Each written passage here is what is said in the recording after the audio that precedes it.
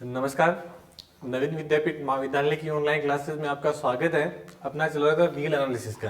तो real analysis का आज 5वां लेक्चर है, वो अपन पढ़ना चाह रहे हैं। ठीक है, 4 लेक्चर इससे पहले हो गए थे, थ्योरम्स अपने पढ़ी थी। अब अपने नेक्स्ट थ्योरम जो है वो कौन सी है, वो अपन पढ़ना चाह रहे हैं। तो अपनी अगली थ्योरम जो है वो कौन सी है, अंतर्वर्ती मान प्रमेय, इंटरमीडिएट वैल्यू थ्योरम। इसमें देखो है क्या, इसको स्टेटमेंट आपको याद होना चाहिए और इसका प्रूफ भी आपको याद होना चाहिए।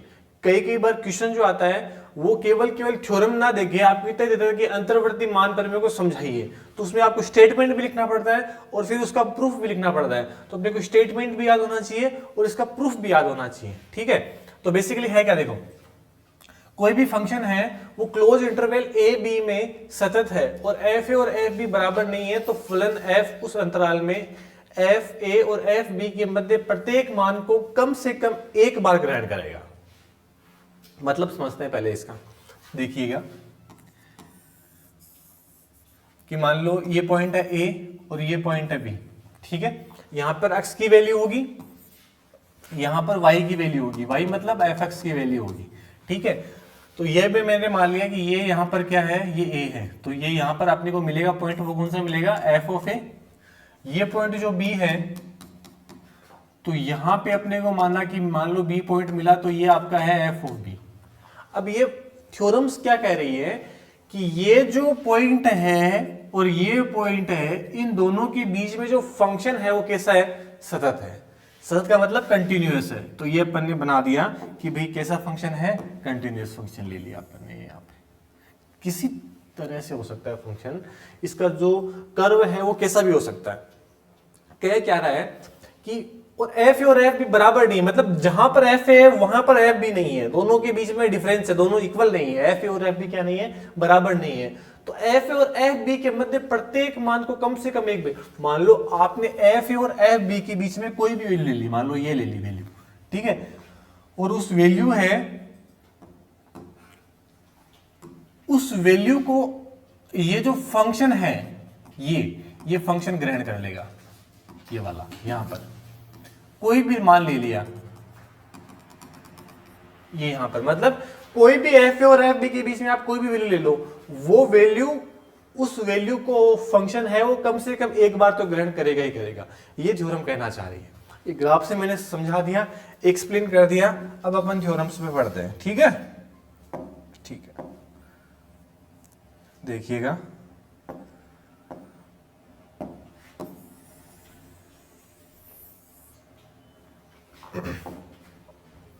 अब ये कहना कहीं चाह रहा है, अब इसको प्रूफ करने के लिए, अंतर्वर्ती प्रमेय को प्रूफ करने के लिए अपने को एक थ्योरम और आनी चाहिए। ये प्रमेय है आपकी शायद 5.13, इससे पहले की जो प्रमेय है 4.12, ये थ्योरम्स क्या है कि बोलजानो प्रमेय, ये थोड़ी सी अपने पता होनी चाहिए, बोलजानोस थ्योरम।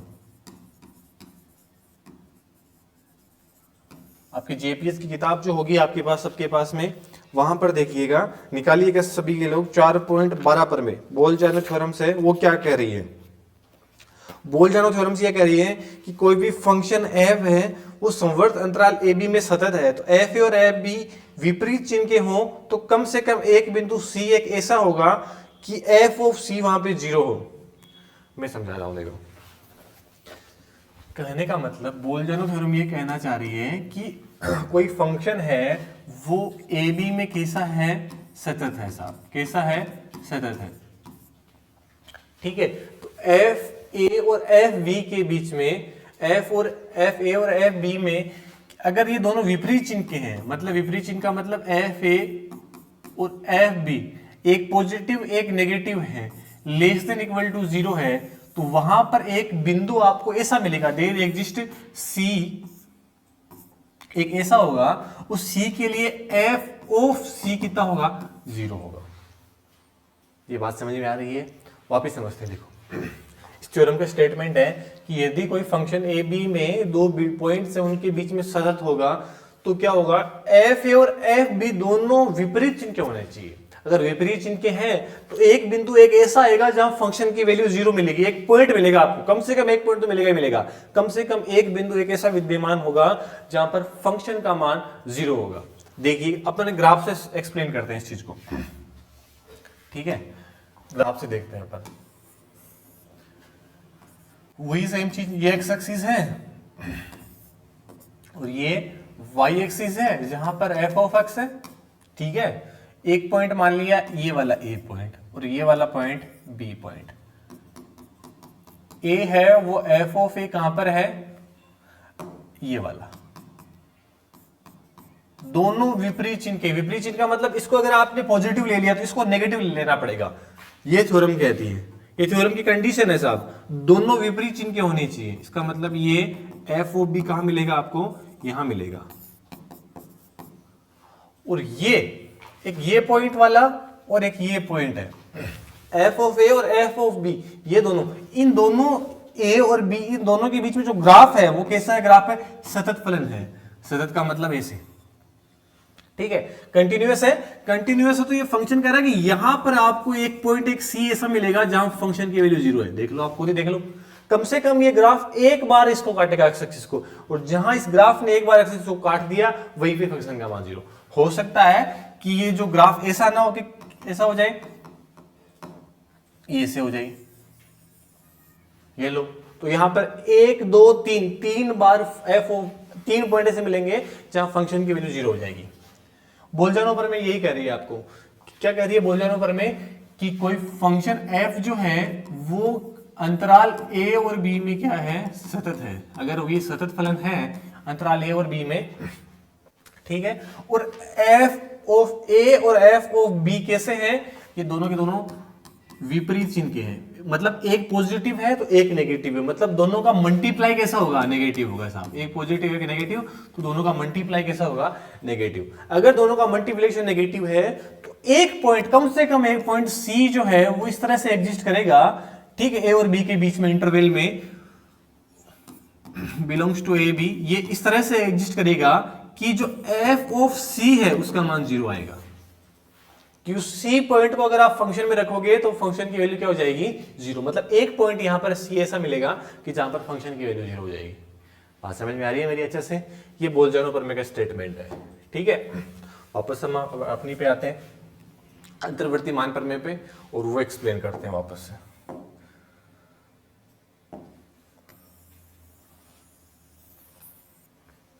ठीक है, देखिएगा अब ये क्या कह रहा है कि फंक्शन f है वो कंटिन्यूअस है। अगर फंक्शन कंटिन्यूअस है और एक कंडीशन दे रहा है कि f ऑफ a और f ऑफ b क्या नहीं है साहब, बराबर नहीं है, मतलब दोनों की वैल्यू इक्वल नहीं है। अगर इक्वल नहीं है तो दो कंडीशन हो सकती है, या तो f ऑफ a का मान ज्यादा है f ऑफ b से, या f ऑफ b का मान ज्यादा है f ऑफ a से। तो यहां से देखेंगे अपन कि या तो f ऑफ a ज्यादा है किससे, b से, या ये इसका मान छोटा है। भाई दो ही कंडीशन हो सकती है जब इक्वल नहीं हो। तो कौन कौन सी दो कंडीशन होगी, दो कंडीशन, दो केस ये बनेंगे कि f of a greater than हो जाए f ऑफ b से, या फिर क्या हो जाए, या फिर f of a less than हो किससे, f ऑफ b से। दो ही बातें होगी पॉसिबल, ठीक है। अब अपने को क्या मानना है कि इन दोनों के बीच में भी कहा, थ्योरम क्या रही है, इनके बीच के मध्य प्रत्येक मान को कम से कम एक बार ग्रहण करेगी, प्रत्येक मान को। तो हम क्या करेंगे कि हर एक मान को नहीं प्रूफ करेंगे, एक एक पॉइंट लेंगे और उस पॉइंट को अगर फंक्शन है वो ग्रहण कर लेता है तो हम कह देंगे साहब प्रत्येक मान के लिए ये थ्योरम सही है, ठीक है। मतलब हर एक पॉइंट के लिए ना प्रूफ करके केवल एक पॉइंट उठाएंगे, एफ ऑफ ए और बी के बीच से एक पॉइंट उठाया और उसको उस थ्योरम के लिए प्रूफ किया, और हम कहेंगे कि साहब अगर इसके लिए ये प्रूफ हो रही है, ये बात सही है, तो हर एक पॉइंट के लिए सही होगी। और ये बात समझ में, तो देखेंगे तो हमने एफ ऑफ ए और एफ ऑफ बी के बीच में ये कोई फंक्शन ले ली, ये कोई वैल्यू ले ली, कोई u ले ली जो अचर संख्या है। ये u कैसी है, ये u अचर है, सर ध्यान में रखना है, ये वाली u कैसी है तो u अचर है।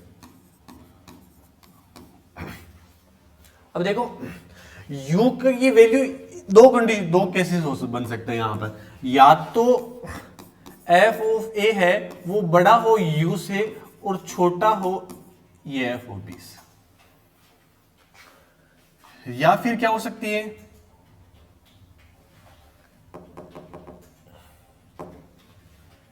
या फिर क्या हो सकती है, या ये हो सकता है कि एफ ऑफ ए छोटा हो यू से और एफ ऑफ बी बड़ा हो यू से। ये दो केसेस बन सकती है, जिसे ये यहां पर केस बना यू इन दोनों के पॉइंट पे एग्जिस्ट करेगा। अरे बस में एफ ऑफ ए और एफ ऑफ बी के बीच में कहीं पर यू पॉइंट एग्जिस्ट करेगा। तो हमने ये कह दिया साफ साफ कि साहब ये दो केस बन रहे हैं कि यू या तो ये ऐसा होगा या फिर यू ऐसा होगा। अब अपन ने कोई एक जी फंक्शन है वो मानना है। जैसे अपन ने मोस्टेस थ्योरम ली थी, वहां पर अपन ने एक फंक्शन माना था, आपको पता हो तो याद रखनी है कि वहां फंक्शन कौन सा माना था, फाइ एक्स माना था, और वो क्या था 1/m-f(x). इससे यहां पर एक जी एक्स फंक्शन मानना है, और वो जी एक्स फंक्शन होगा क्या बेसिकली, तो जी एक्स फंक्शन है वो क्या होने वाला है, इसको मैं साफ कर देता हूं, अब देख लीजिए, लिख लीजिए अगर किसी को देखना हो तो। gx है वो फंक्शन क्या होगा, तो gx फंक्शन होगा आपके fx माइनस यू। देखो सेम टू सेम है, gx फंक्शन क्या बना fx माइनस यू, और यहां पर x a और b में से लेना है। क्लियर है मेरी बात। अब एक चीज और ध्यान में रखनी है कि अपने को यह पता है साहब कि जो fx है वो कैसा फंक्शन है, कंटिन्यूअस फंक्शन है, और u कैसा है, अचर फलन है, कांस्टेंट फंक्शन है। तो दोनों का जो बाकी है वो भी कैसा होगा, वो भी कंटिन्यूअस फंक्शन होगा।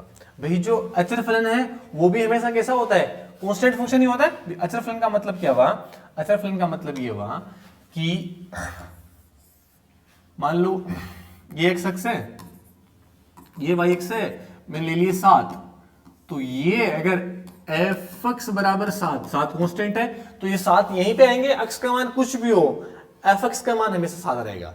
तो हमेशा जो अचर फलन जितने भी होते हैं वो हमेशा कैसे होते हैं, सतत होते हैं, कंटिन्यूअस होते हैं। ठीक है, इसका मतलब यहां पर ये भी कैसा है, सतत फलन। कौन सा, एफ एक्स का थ्योरम ने बता रखी, और यू अचर फलन है, तो ये भी कैसा है, सतत फलन। तो दो सतत फलनों का जो बाकी है वो भी क्या निकलेगा, सतत फलन ही आएगा। इसका मतलब जी जो फंक्शन है वो भी कैसा फलन है, सतत फलन है, अंतराल ए बी में। बात समझ में आ रही है। हमने जी को सतत फलन प्रूफ क्यों किया, ये बात समझनी जरूरी है, क्योंकि हमें जी पे बोल्ट्जमान थ्योरम लगानी है, और बोल्ट्जमान थ्योरम हमेशा कंटिन्यूअस फंक्शन पे ही वैलिड होती है। ठीक है, वापिस देखना चाह रहे हैं। एफ एक्स जो है वो कंटिन्यूअस है, यू है वो कंटिन्यूअस फंक्शन है। इसका मतलब दो फलनों का अंतर भी क्या होता है, सतत फलन होता है। इसका मतलब जीएक्स भी अंतराल ए बी में कैसा फंक्शन होगा, सतत फलन होगा साहब। अब यहां पर हम वैल्यू निकाल लेते हैं, अंतराल ए बी में सतत फलन है, तो जी ऑफ ए की वैल्यू क्या होगी और जी ऑफ बी की वैल्यू क्या होगी, देखेंगे वापस।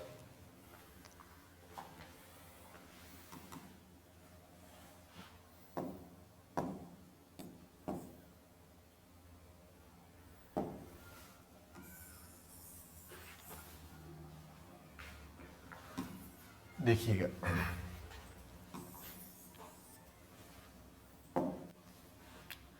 जी ऑफ ए की वैल्यू क्या होगी भाई, ये जो जी एक्स है वो कैसा फंक्शन है, सतत फलन है, और किस में सतत फलन है, अंतराल ए बी में। तो अपन ए पे निकाल लेते हैं इसका मान, और जी बी पे निकाल लेते हैं। तो जैसे तो यहां पर ए पुट किया, तो F of A minus U, ठीक है, और एक केस क्या बन गया, या जी ऑफ बी निकालो, तो ये क्या होगा, F of B minus U. ठीक है, अब आपको पता होगा तो अपन ने दो केस पहले से डिसाइड कर रखे हैं। कौन कौन से, कि जो आपका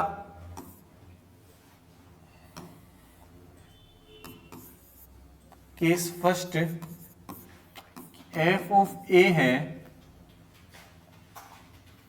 वो बड़ा है किससे, यू से, एफ ऑफ एक्स है बड़ा है यू से और छोटा है एफ ऑफ बी से। यहां पे देखेंगे अपन, ये रहा, ये रहा, देखो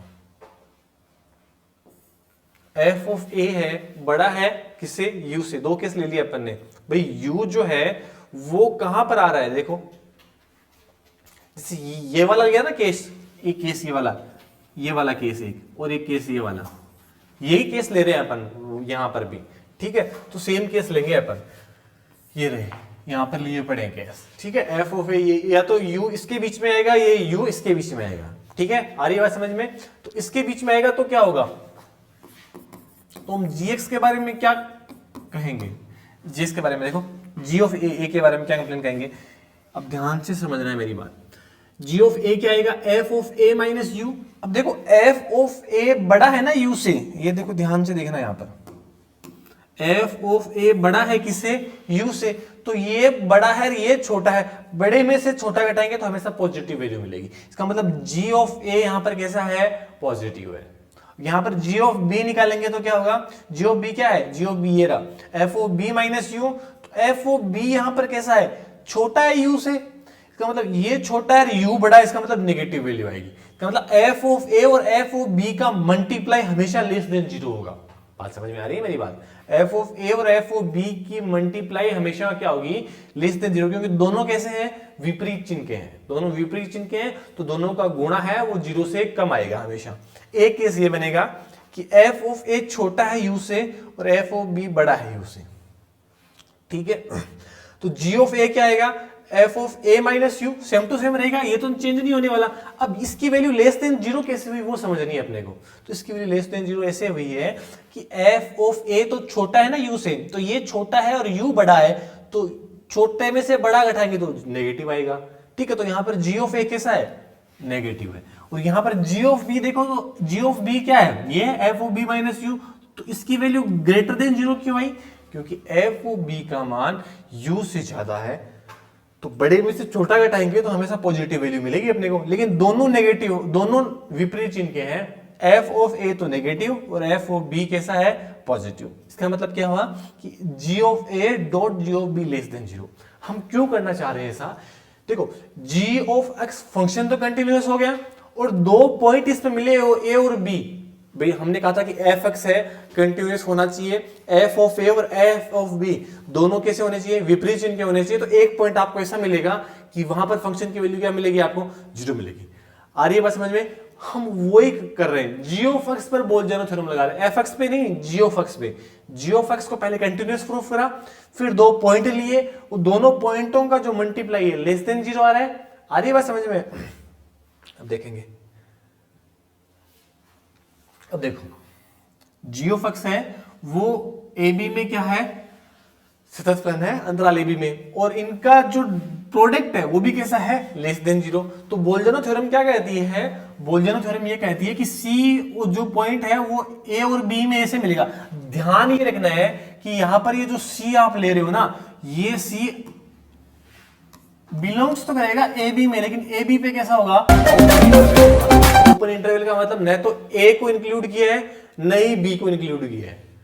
आ रही है बात समझ में, तो यहां पर आपको जी ऑफ सी ऐसा मिलेगा जहां पर फंक्शन की वैल्यू क्या आ जाएगी, जीरो। तो जी ऑफ सी की वैल्यू क्या आनी चाहिए, जीरो। तो जी ऑफ सी है क्या, जी ऑफ सी क्या है भाई, जैसे जी एक्स क्या था, जी एक्स था आपके F of x minus you, वैसे ही जी ऑफ सी का मतलब क्या, एक्स से सी रखा, तो यहां पर भी सी रखो ना। इसकी वैल्यू किसके इक्वल, जीरो के इक्वल, इसकी वैल्यू जीरो के इक्वल। इसका मतलब क्या आ गया, देखो एफ ऑफ सी जो है वो किसके बराबर हो गया, यू के बराबर हो गया। इसका मतलब इस u को फंक्शन ने क्या कर लिया, ग्रहण कर लिया। हमने u पॉइंट माना था, देखो ध्यान से, ये देखो हमने u पॉइंट माना था, यहां पर माना f ऑफ a और f ऑफ b के फंक्शन के मध्य कोई संख्या u जो अचर संख्या है वो u मानी थी, और उस u को क्या कर लिया, फंक्शन ने ग्रहण कर लिया। ये देखो वो कहां पर ग्रहण किया, f ऑफ c पे। इसका मतलब अगर एक संख्या को हमने कोई भी, हमने f ऑफ a और f ऑफ b के बीच में कोई भी आंख बंद करके एक संख्या उठाई और उस संख्या को हमने टेस्ट किया, और हमने उस संख्या को टेस्ट किया तो वो संख्या को फंक्शन ने ग्रहण कर लिया। इसका मतलब f ऑफ a और f ऑफ b के बीच में कितनी भी संख्याएं हो, हर संख्या को फंक्शन ग्रहण कर लेगी। इसका मतलब क्या हुआ कि फंक्शन f है, f ऑफ a और f ऑफ b के प्रत्येक मान को कम से कम एक बार क्या करेगा, ग्रहण करेगा। अगर u को ग्रहण कर लिया तो हर एक संख्या को ग्रहण कर लेगी। बात समझ में आ रही है, ठीक है, ओके। ये कोष्टकी है सततता की परिभाषा, ये अपन नेक्स्ट क्लास में पढ़ेंगे सब, ठीक है। कोशी की जो सत्ता की डेफिनेशन है वो अपन नेक्स्ट क्लास में, आज अपन ने केवल इतना सा पढ़ा है, क्या पढ़ा है, अंतर्वर्ती मान पर में पढ़ी है बस, वो केवल और केवल। वापस मैं एक बार एक्सप्लेन कर रहा हूं 2 मिनट में फटाफट। देखो अंतर्वर्ती मान पर में क्या है कि फंक्शन f है वो सतत फलन है जहां पर f ऑफ a और f ऑफ b दोनों क्या नहीं है, इक्वल नहीं है, ठीक है। तो हमें यह बताना है कि f ऑफ a और b के बीच में एक जो प्रत्येक संख्या है उसको फंक्शन है वो क्या कर रहा है, ग्रहण कर रहा है, ठीक है। ये बात अपने को बतानी है। कंटिन्यूअस फंक्शन है a और b, function f of a और f ऑफ b क्या नहीं है, बराबर नहीं है। तो दो केस बन सकते हैं कि या तो a बड़ा हो या b बड़ा हो, दो कहानियां बनेगी यहां पर। फिर हमने माना कि कोई संख्या u है, उन f ऑफ a और f ऑफ b के बीच में से कहीं पे एक संख्या उठा लिया हमने, ठीक है, और वो कैसी संख्या है, कांस्टेंट फलन है, अचर संख्या है।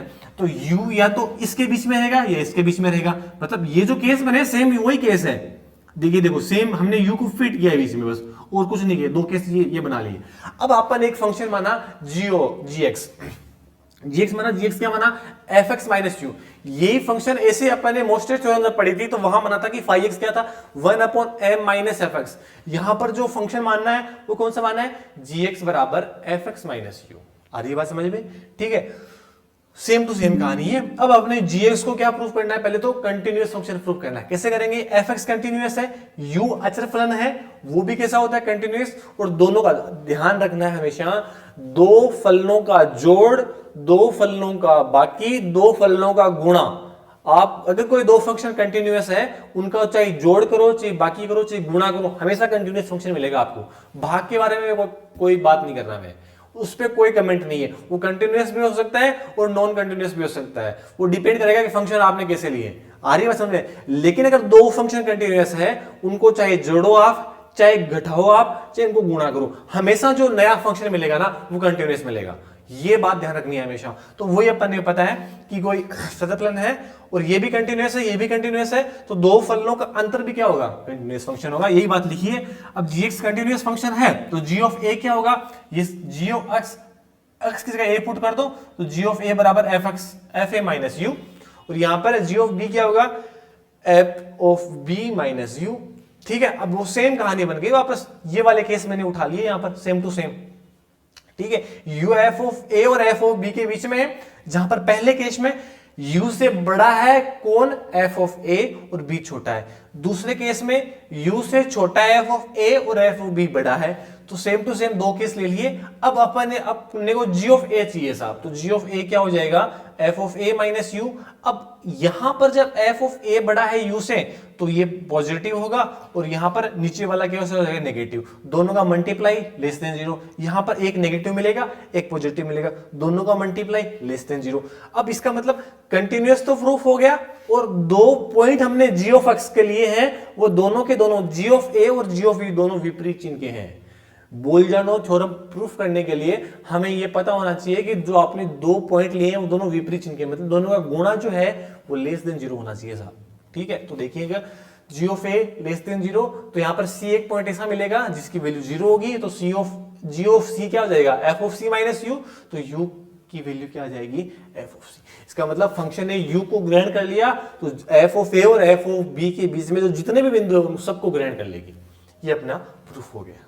ये अपन कल पढ़ेंगे कोशी की सत्ता की परिभाषा क्या है, और ये बहुत इंपॉर्टेंट है ये वाली भी, ठीक है। कोई दिक्कत हो तो पूछना, बाकी ओके, थैंक यू।